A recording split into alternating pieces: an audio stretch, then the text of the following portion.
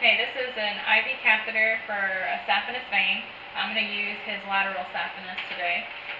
This is my OCCI certificate. As far as supplies go, I have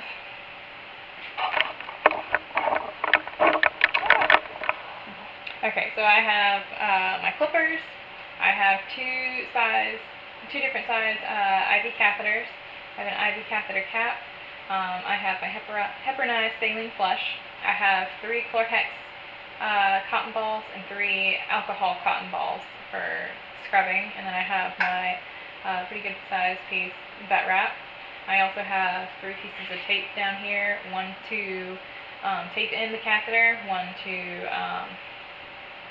kind of hold the catheter in a little bit, and then one to anchor it down, just to make sure that we keep everything in place like we need to.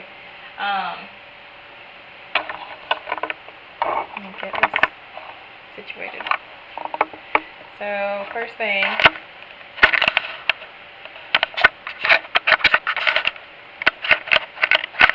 don't know why this is not zooming for me. Well, so what I'm first going to do is I'm going to shave up his leg.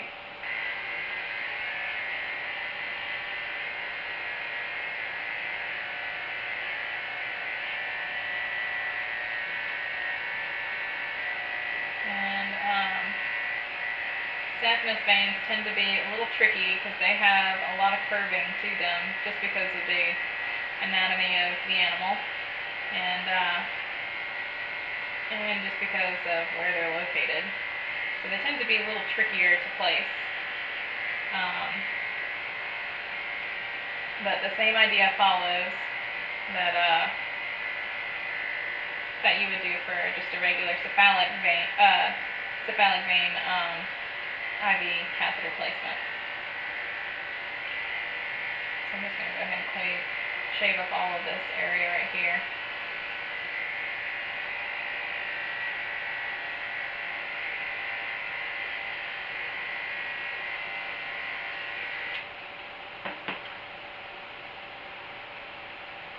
And you can see kind of that we have really good vein.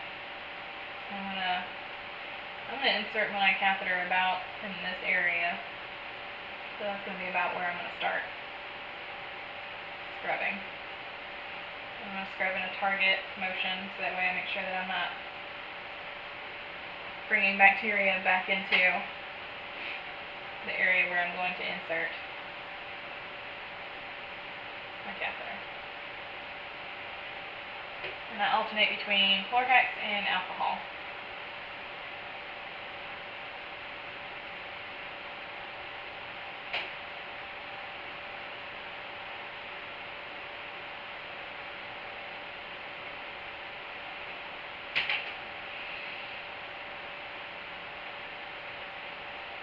And the reason we clean it up so well and aseptically is so that way we're not introducing any bacteria into his bloodstream. Because this is going to be an indwelling IV catheter. I'm going to dry up his leg a little bit.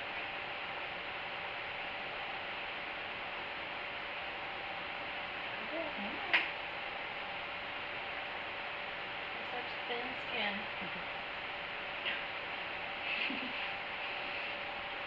So next thing I'm going to do is I'm going to get my IV catheter ready. And I think I'm just going to use a 22 gauge today, just because this is a saphenous vein and it tends to be a little temperamental. So what I'm going to do is I'm going to take the cap off of my IV catheter and keep the cap that's covering the actual catheter itself on while I flush it with my heparinized saline. And the reason I flush it is so that way I make sure that any blood that comes through it will not clot the inside of the catheter and it actually flows properly. And get my cap ready.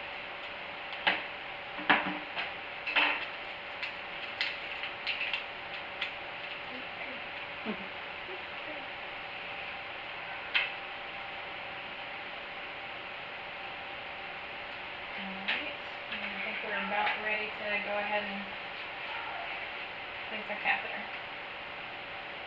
And she's going to occlude the vein, that way it pops up a little better for me. I'm going to place it, insert my needle, bevel up. I'm going to place my thumb next to it so that way I can kind of stabilize it.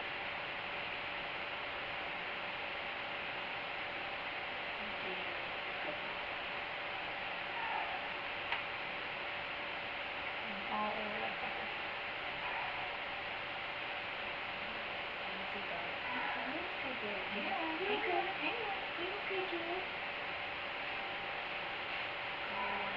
So we have really good blood flow. I'm going to place my finger on top of that. Try to keep the blood from flowing too much.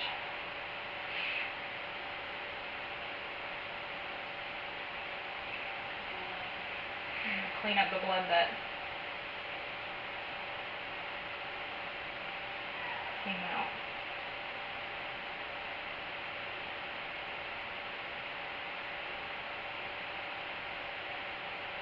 Alright.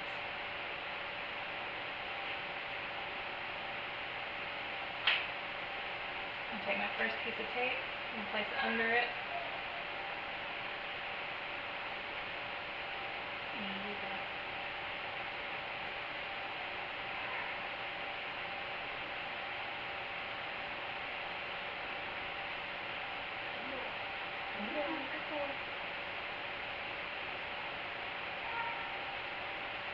His legs so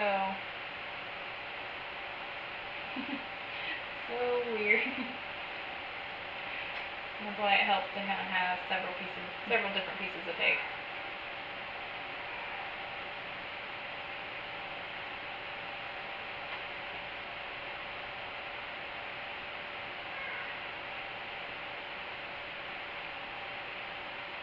And because it's placed right around his Achilles tendon, this is going to feel really weird. And I'm going to take my last piece of tape and anchor in my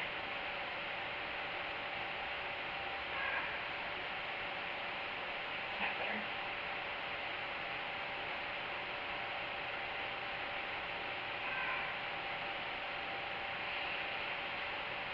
I'm going to take this vet wrap. This kind of helps hold it a little better in place.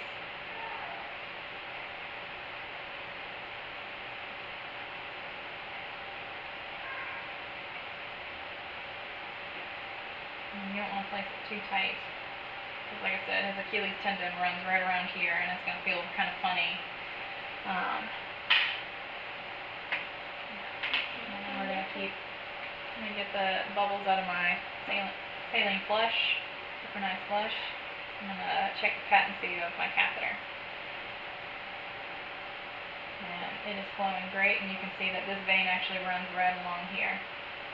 And it's not blowing, you can actually see it kind of pumping up. And that is how you place an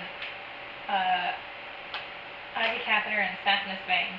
So to care for it is the exact same that you would care for a cephalic IV catheter or jugular IV catheter. Every couple of hours you want to come back and check it. Make sure that it's not getting red or puffy.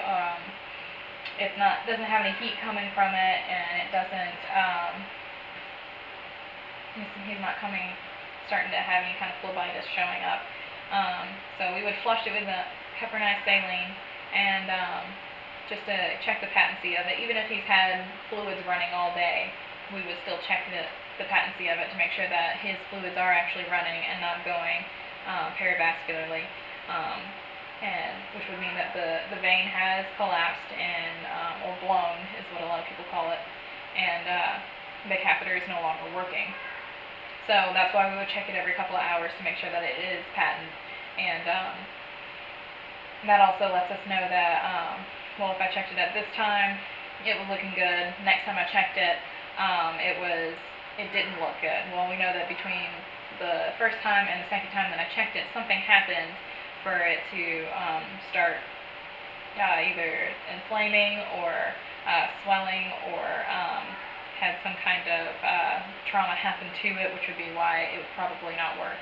But so we would keep it And we need to keep it clean because, again, this is dwelling inside of his bloodstream. If we don't keep it clean, obviously we're introducing foreign bacteria, foreign material into his bloodstream, and we don't want to do that. So we make sure that it's dry, it's clean, he's not licking at it, chewing on it, and he's just sleeping over here. He's not licking at it, chewing on it, and how we would prevent him from doing that is we would probably place an e-collar on him if he does show interest in trying to chew or look at it. That way we can keep him from trying to get at it. But yeah, the same rules apply for a Saphenous IV catheter that it would for a cephalic IV catheter. So that is how you place IV catheter in a Saphenous vein of a dog.